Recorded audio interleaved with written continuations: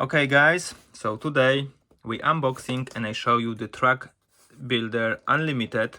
So once from the boxes from the series, you can see when you buy the boxes they give you as well one Hot Wheels car in different type and colors. So let's have a open the box and I show you what is inside. So we got one car, 6 connector, 12 track lane and another 5 connectors like that. So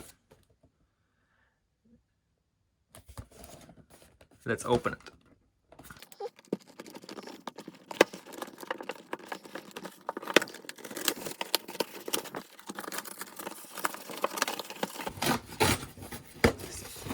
Simply way to open the box.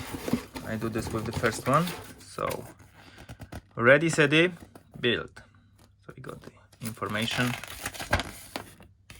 how we can update the tracks and elements. All right. So another things, yes. The instruction to exactly know what we got. All right. Let's have a look. Oh, it's nice. Different colors. The connectors. And another one. So.